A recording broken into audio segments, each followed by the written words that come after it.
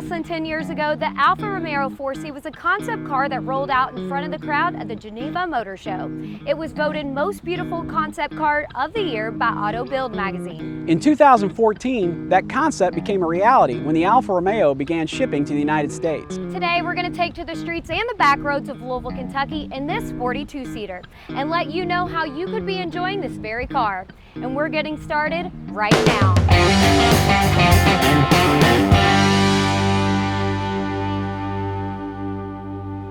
Welcome to the premiere episode of Gearhead Tour. I'm Amanda Mertz. And I'm Paul Rainey.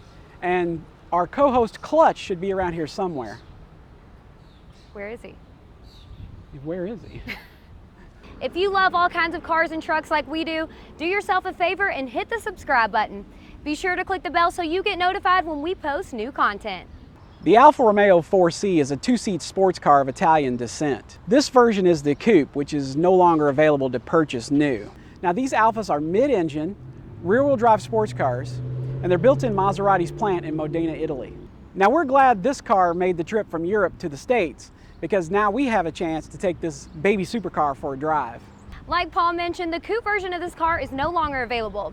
A brand new Spider version can be had at the MSRP starting price of just over $67,000. That price climbs as you add on the options, like non-standard paint colors, carbon fiber exterior mirrors, Bi-Xenon headlights, the front fascia with carbon fiber vent, upgraded wheels, painted brake calipers, performance tires, race-tuned suspension, the Akrapovic dual mode center exhaust, the carbon fiber halo top, microfiber covered seats, an Alpine stereo, a microfiber steering wheel, carbon fiber trim, optional wheel locks, and shiny valve stems, and you can be looking at $88,000.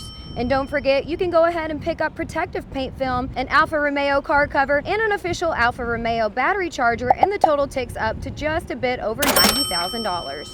This little pocket rocket is powered by a 1.75 liter turbo four-cylinder, churning out 240 horsepower. Now 240 isn't a particularly impressive number when it comes to horsepower.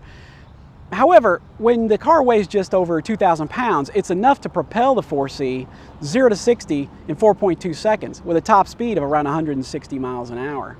And you can still get 34 miles per gallon on the highway. That's comparable to the Porsche Cayman, which is probably this car's most direct competitor. Now where the two diverge is the exterior styling and the interior options. The exterior styling of the Cayman is undeniably more conservative than the 4C. Especially this 4C that came in black paint, but it now wears the outrageous green wrap.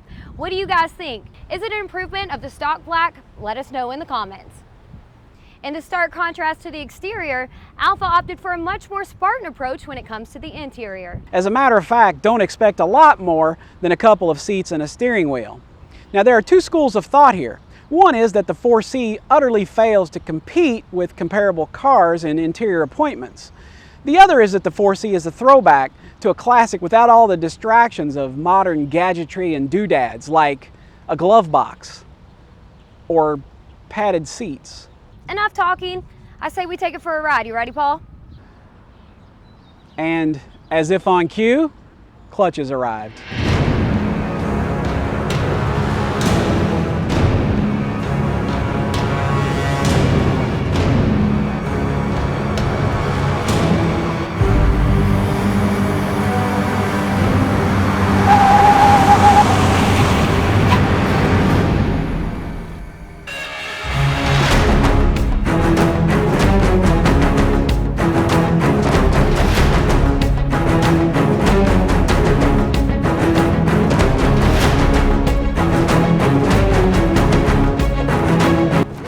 Happening right now. You expected something else?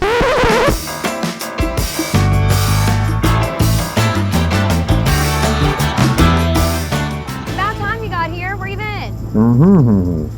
Well, I guess manscaping is important. We're taking this 4C for a ride.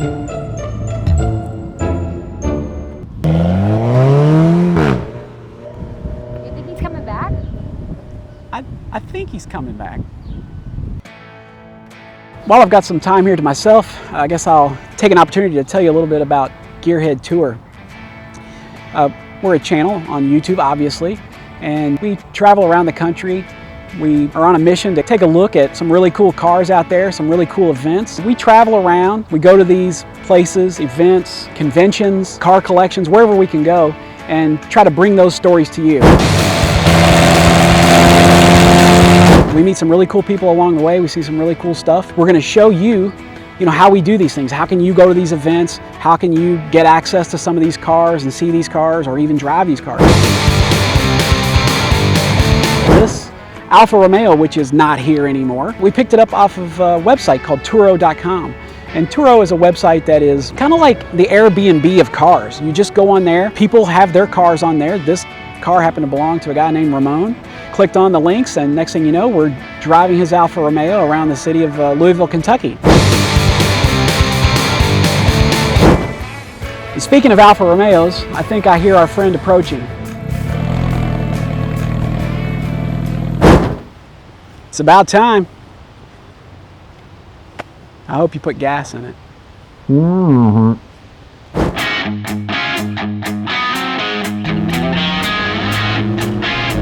Okay, so first thing I noticed when I get in, took a little bit to get in, this car sits so low on the ground. So if you are bigger than me and I'm only 5'5", good luck, because it's a very small interior. You kind of have like this raised wall that you have to fold your legs in to get in. But I noticed when I started driving that this obviously has no power steering, so the wheel is so heavy.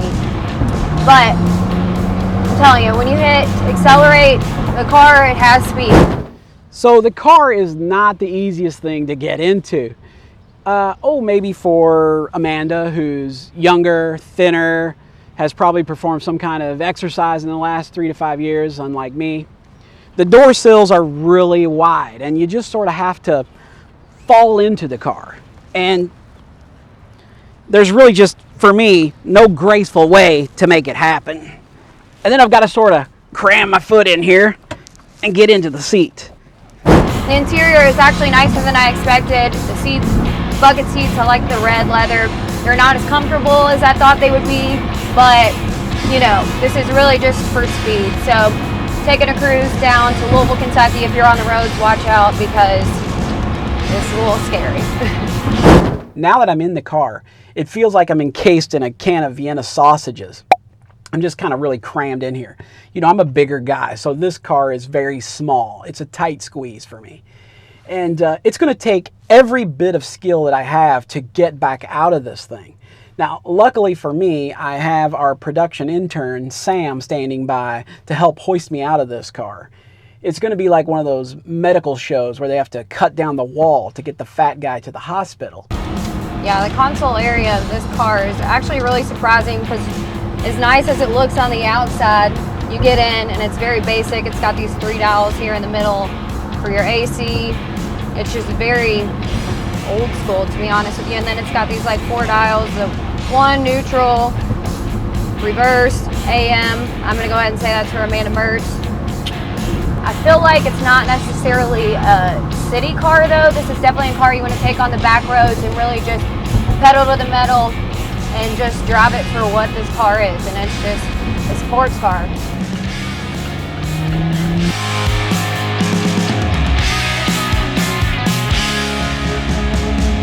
And if you're going on any road trip, I wouldn't recommend this car, at least not for my luggage, because this little console right here is not going to cut it.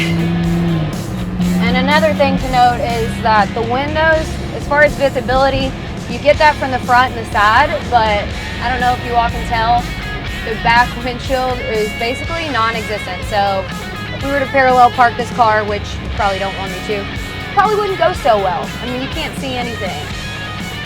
The seats are kind of nice. They're not bad. There's nothing wrong with the interior. It's just very sparse.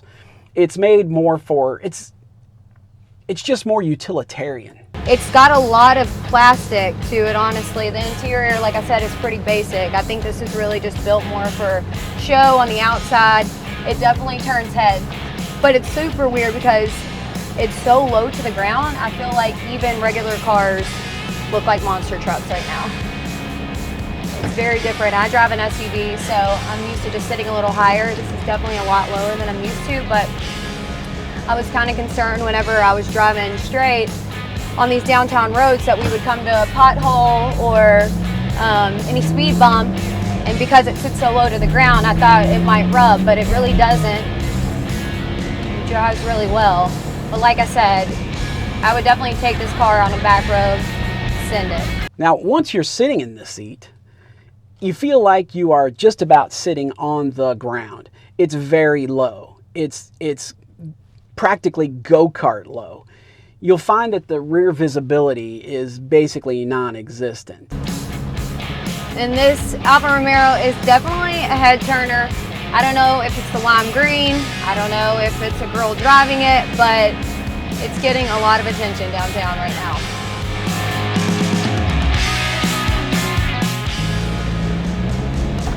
Well, and if the sun's in your eyes, these visors do nothing. Not sure why they even have them.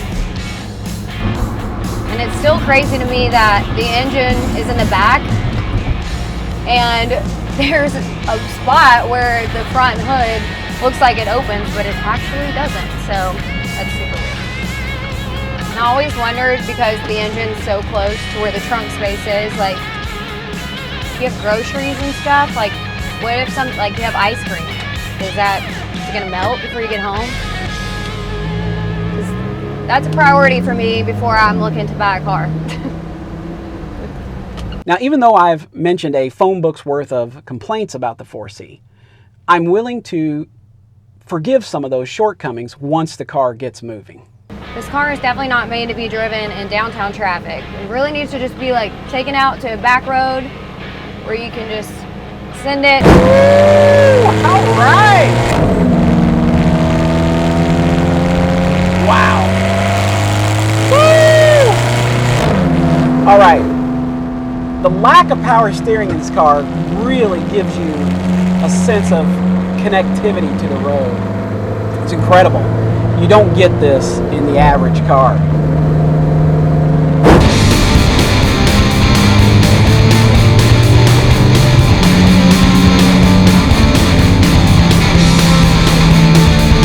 The car is nimble. It feels lightweight. The steering is immediate. And this is why you get this kind of car, because once you hit roads like this, you can just see how smooth and just swift it takes the turns. It's a really, really fun car to drive. The car feels lightweight because it is lightweight. The center section of this car is built of carbon fiber with a front and rear aluminum subframe. That whole thing weighs just 236 pounds. That's approximately what I weigh sitting here in this seat. Of course, that depends on how many Vienna sausages I've eaten.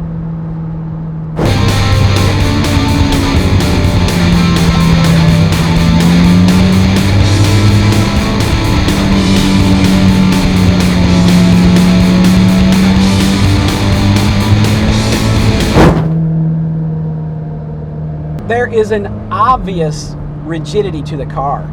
It handles in the corners, it's just absolutely flat. Now, it does suffer a little bit from a little bit of oversteer in the corners. But you know what? It's forgivable. You know, it's something you can deal with on the throttle. Yeah, this is so much fun. I knew whenever we took it downtown, I mean, it was going to be a cool car, but it's really hard to determine that whenever you're just sitting in traffic. So we took it up into the mountains. We've got some really windy roads, and we're just ready to cut loose. But I just love, because I drove, at one point I had a Mercedes G-Wagon, and let me tell you, that thing was so rough, like a tank. So driving a little car like this and how low it sits to the ground is very different for me, but it's so much fun. It's like a toy car.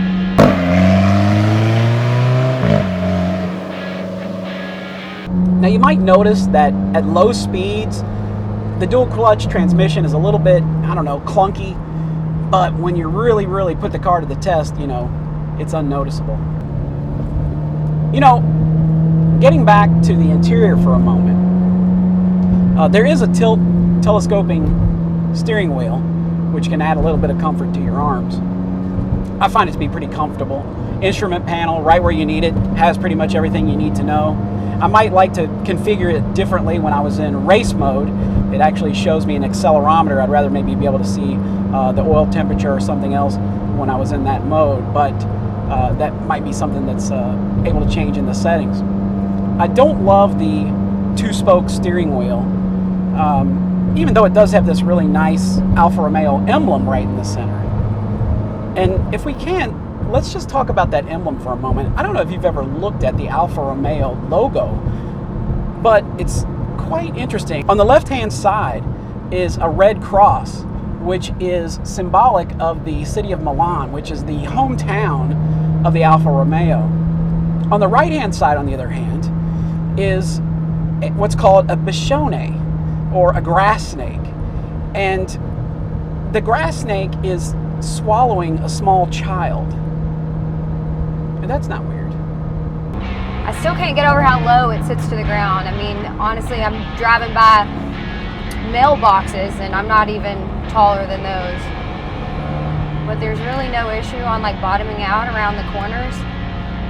It drives so well. The acceleration on this thing is something to be noted because it's not one of the fastest cars in the world, but dang, its pickup is so quick. I looked in the owner's manual for the significance of a big snake eating a small child, and I couldn't find it in the manual. Although there were somewhere around 256 mentions of the word child or children within the manual. Now, to be fair, it only mentioned the word toddler one time, which is what I feel like driving in this car.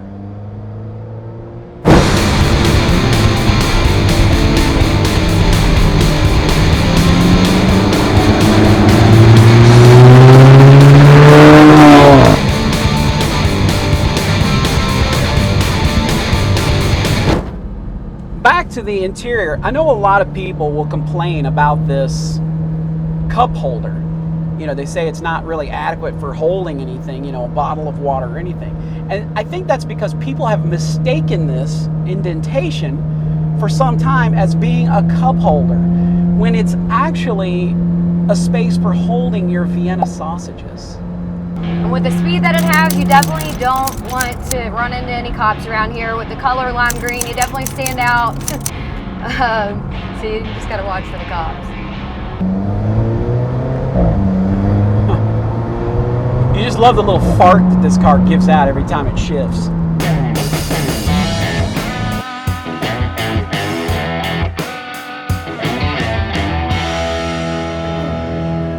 I ordered us some beers. Hey, Yeah. yay.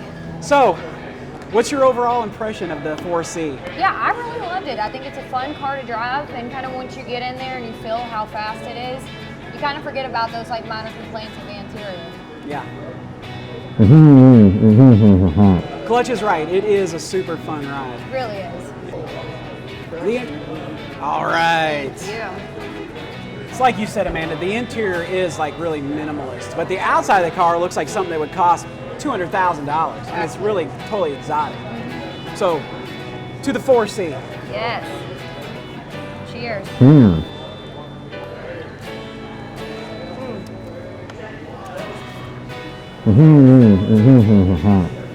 Yes. I agree. It does have some odd little quirks.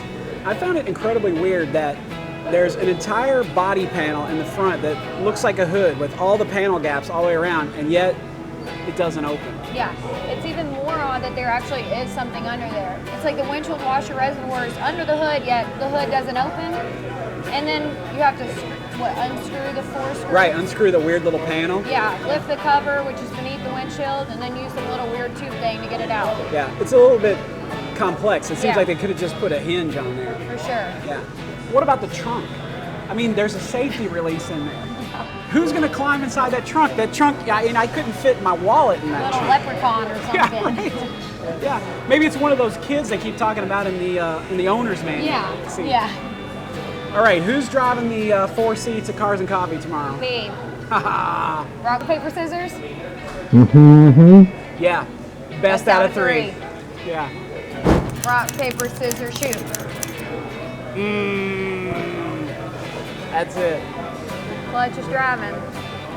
What you guys think of the 4C? Let us know in the comments below. And while you're down there, go ahead and hit subscribe to our channel and click the bell button to make sure that you get some notifications when we have new content.